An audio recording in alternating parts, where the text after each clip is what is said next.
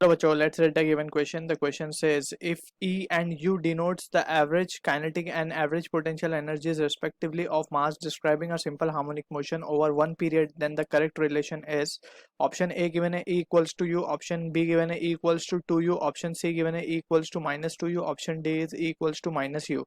So basically we need to understand कि हमें average सबसे पहले तो एवरेज वैल्यू को निकाला कैसे जाता है, that we need to understand. So average value के लिए जो कैलकुलेशन आती है for a complete cycle we are writing, so it is we can say let's say हम यहाँ पे पोटेंशियल एनर्जी का एवरेज निकालेंगे. So we can say potential energy average हम क्या लिख सकते हैं, it is the potential energy in one cycle, potential energy in one cycle upon the total time, और we can say the time period basically. ठीक, लिख देते हैं time for required for one cycle. So this is how we calculate the average values. ठीक है. So इसी चीज को we can say now, इसी चीज पे we can apply same for kinetic energy as well. So kinetic energy in one cycle upon time required for one cycle. ठीक. और now we can say हमें जो हमारे पास इक्वेशन है that is अगर बात करें हम डिस्प्लेसमेंट की, so it is a sin omega t. ठीक है.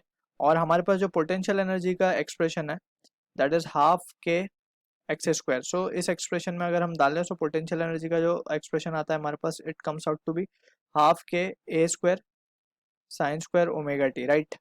अब यहाँ पे वी कैन सी के potential energy is coming out to be the function of time. So अब easily we can calculate the average value. Similarly अगर हम बात करें काइनेटिक एनर्जी की, सो काइनेटिक एनर्जी का जो एक्सप्रेशन हमारे पास आता है that comes out to be half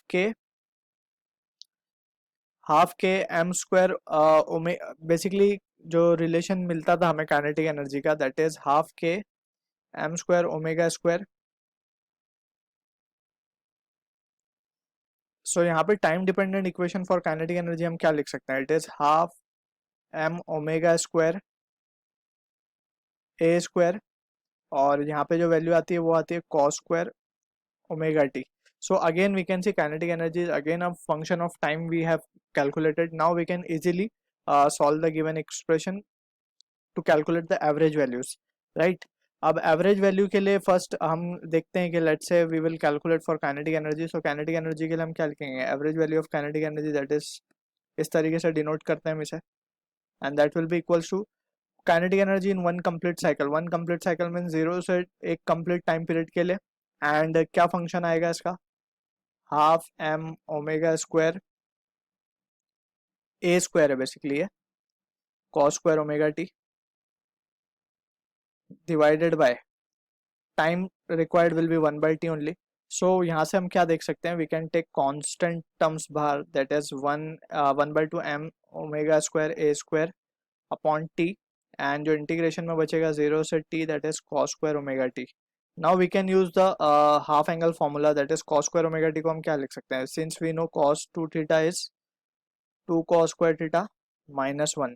ठीक है. सो यहाँ से हम लिख सकते हैं 1/2t M omega square A square 0 to T cos square omega T को हम लिख सकते हैं कॉस 2 थीटा प्लस 1/2. सो 1/2 का अगर हम बाहर ले लें, so it will become 1/4. So यहाँ पे आ जाएगा ओमेगा टी. ठीक है. So now from this we can say, अब ये जो एक्सप्रेशन है just we need to integrate it. So यहाँ पे हमारे पास जो रिजल्ट आएगा वो आएगा m omega square A square upon 4t, और यहाँ पे इंटीग्रेशन हो जाएगा 1 का तो t हो जाएगा प्लस कॉस का हो जाएगा sine 2 omega T upon 2 omega. ठीक है. अब फ्रॉम दिस, एंड यहाँ पे सबके साथ है D T. Alright, so we need to be careful.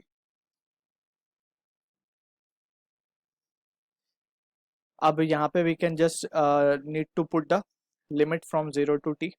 So we can say from this therefore M omega square A square upon 4t, और यहाँ पे जो रिजल्ट आ रहा है वो आएगा हमारे पास, एक बार we will put the value as t.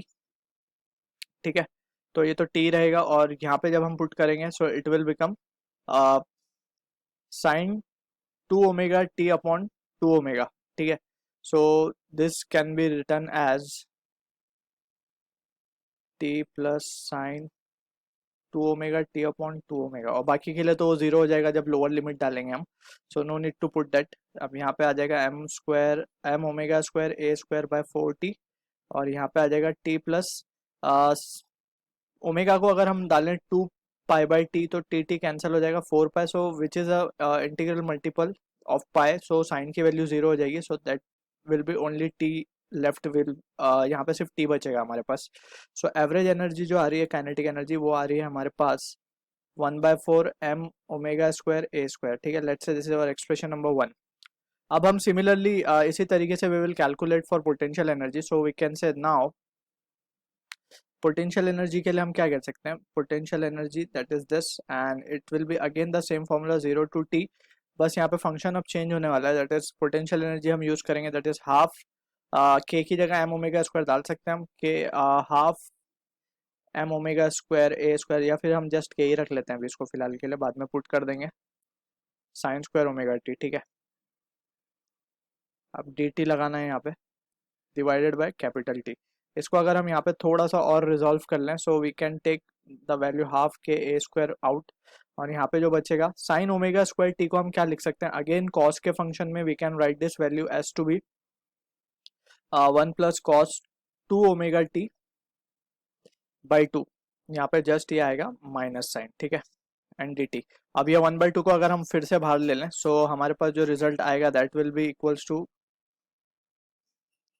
1/4 हो जाएगा ये के ए स्क्वायर, और यहाँ पे जो चीज़ बच रही है integration 0 to t and with the thing left inside is 1 - cos 2 omega T D T, ठीक। अब यहाँ से अगर हम केयरफुली इक्वेशंस को देखें, हमारा प्रीवियस इक्वेशन और ये इक्वेशन, ठीक है, दोनों ही equation it is coming out to be similar, ठीक। ऑल्दो सिमिलर आ रहे हैं then to we will try to check it. So यहाँ पे हम क्या लिख सकते हैं, वन का तो टी हो जाएगा basically, so we are directly substituting, let's say small T लिख देते हैं पहले, और cos 2 ओमेगा का हो जाएगा cos का sine omega T by 2 omega, और अब आएगी लिमिट 0 से t। सो इसको जब रिजॉल्व करेंगे सो ये होगा 1/4 के ए स्क्वायर इंटू इसका हो जाएगा t माइनस, जब लिमिट पुट करेंगे t minus of this will be 0 again. So ये जो रिजल्ट आ रहा है हमारे पास it is coming out to be 1/4 m omega square A square, ठीक है ना।